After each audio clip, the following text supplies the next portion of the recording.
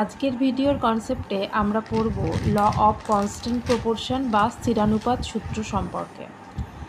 তো law of constant proportion কি বলছে যে কোনো দুটি মৌলের রাসায়নিক সংযোগে যদি একটি যৌগ উৎপন্ন হয়, তো সেই যৌগটিকে আমি যেভাবেই উৎপন্ন করি না কেন বা যে সোর্স থেকেই আমি কালেক্ট করি না কেন, সেই যৌগে যে উপাদান মৌলগুলি থাকবে তাদের ভর সবসময় কনস্ট্যান্ট থাকবে, যে উৎস থেকেই আমি সেই যৌগকে সংগ্রহ করি বা যেভাবেই আমরা তৈরি করি না কেন। যেমন একটা উদাহরণ হিসাবে বলা যায়, জলকে আমরা যদি ধরো পুকুরের জল বা সমুদ্রের জল বা বৃষ্টির জল, এইগুলো সেই যে জল, সেই জলে তো H2O সংকেত এবং সেটি কি হাইড্রোজেন এবং অক্সিজেনের সমন্বয়ে তৈরি। তো এই হাইড্রোজেন এবং অক্সিজেনের সমন্বয়ে তৈরি এই যে জল, সেটা আমি পুকুর থেকে নিই বা ডোবা থেকে নিই বা যেখান থেকেই নিই না কেন, বা বৃষ্টির জল হোক, সেখানে হাইড্রোজেন এবং অক্সিজেনের ভরের অনুপাত সর্বদা সমান থাকবে বা কনস্ট্যান্ট থাকবে।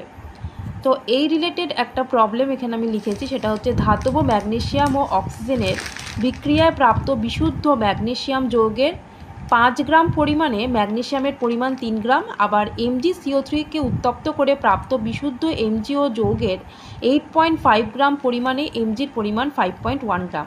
তাহলে দেখাতে হবে যে এই দুই ক্ষেত্রেই হচ্ছে ম্যাগনেসিয়াম এবং অক্সিজেনের যে অনুপাত সেটা হচ্ছে সেম থাকবে।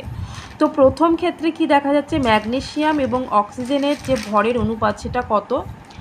দেখো, অক্সিজেন আছে হচ্ছে, ম্যাগনেসিয়াম হচ্ছে 3 গ্রাম, তাহলে অক্সিজেন কত, 5 - 3 মানে 2, তাহলে 3:2।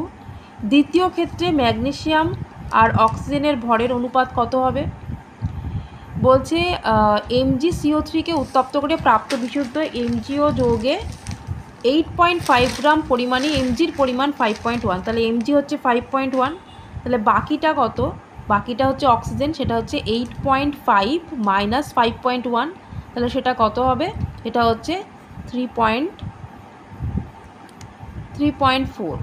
তাহলে এটাকে যদি আমি সরল অনুপাতে পরিণত করার চেষ্টা করি তাহলে কত হবে,